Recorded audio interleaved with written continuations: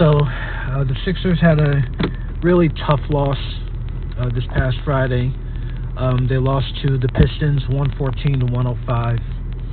I mean, we just got outplayed really there, specifically towards the end of the game. We just couldn't generate any kind of offense consistently. We had some great individual performances. Tyrese Maxey, 31 points, 7 rebounds, 3 assists. So the playmaking wasn't there as much as it's been over the last several games for him. Some nice individual efforts. VJ Edgecombe had a bounce back game of sorts, 18 points, 7 boards. But really beyond that, we didn't get much else from our guys. Joel Embiid didn't play. Andre Drummond, he continues to be a very serviceable fill-in for Joel Embiid at this stage of his career, 12 and 11. But I mean, we just couldn't get it going or keep it going offensively, specifically in that fourth quarter. We were down, but we have fought our way back into the game going into the fourth there. We had a nice 36-25 run where we outscored them in the third, but then in that fourth, man, the score was 90-88 going into that fourth, and Detroit they just pulled away. They pulled away there in the late stages of the game. They were hitting their shots. They were drawing contact, and this is all without Cade Cunningham. Cade didn't play. He ended up not playing. But Detroit, they're a team that,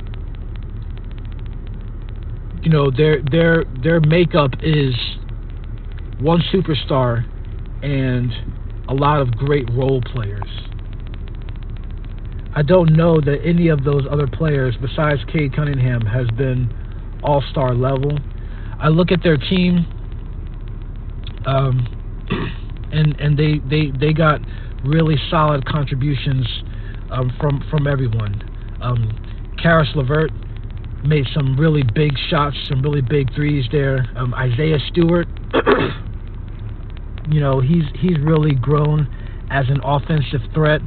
Before it was really just him playing down low and kind of being an enforcer, being the resident tough guy on the team, one who's not afraid to dole some punishment and kind of be that dog, that guy that has a few screws loose and not much else. But he's really coming to his own as an offensive player. Him and Karis LeVert each contributing with 14 points. Duncan Robinson, who was I thought was going to be the lifelong Miami sharpshooter, coming over to Detroit this year. He came up with some big shots.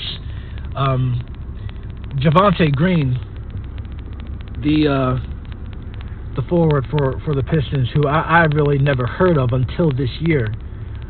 He was making some big shots. He was probably their best player on the floor. He had 21 and 9, and they really just got solid contributions from everybody. So it was a tough game. It was a tough deal to lose that. But I mean, listen, you have to give Detroit credit. I mean, they clearly are building on what they accomplished last year. They've taken steps to become a potential contender. Last year, they kind of surprised some people. They took the Knicks to 6 games in the first round. Probably could have been 7 had it not been for a couple of clutch Jalen Brunson shots. But they're some dogs. They're built in J.B. Bickerstaff's image.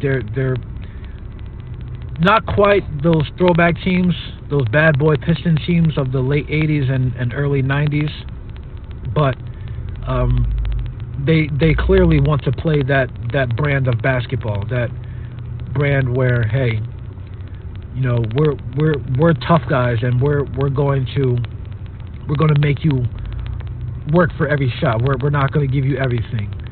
We don't need superstars on this team. We don't need a lot of flashy. We're all about grit and playing tough, hard-nosed basketball, and that's what they did.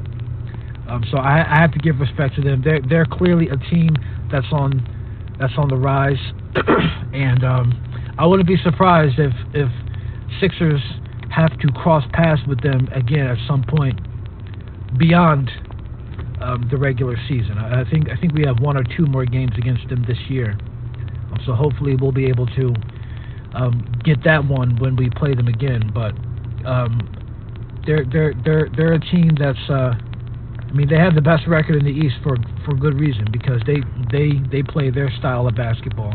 So I tip my hat to them. It was a tough loss for us, but we'll rebound, and we'll see them when we see them. Moving on, Sixers got a much more winnable game against a poor team in the Los Angeles Clippers, who are clearly not the squad that they've been over the last several years. I mean, they're a team that's made up of older guys who are no longer in their prime. James Harden, Kawhi Leonard, Zubac. I mean, I don't really. To be honest with you, I really don't know who's on the Clippers right now.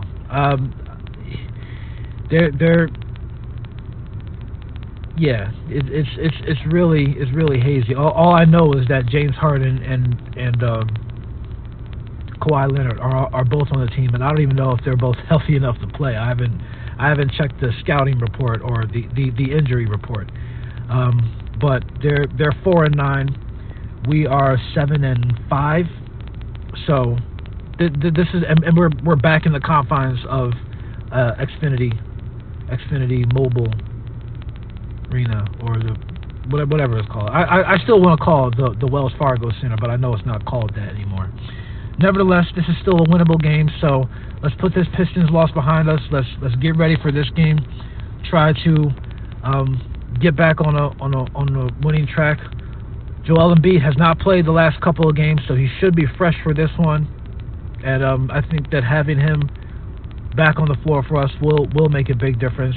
Paul George, I don't know when/if he's ever going to get back on the floor, but the guys that we have here, along with our role players who've been doing a nice job, should be enough to take care of the Clippers tonight. So we'll get ready we'll look to get ready for this game. Try to move up to 8-5 and get back on a nice winning streak here.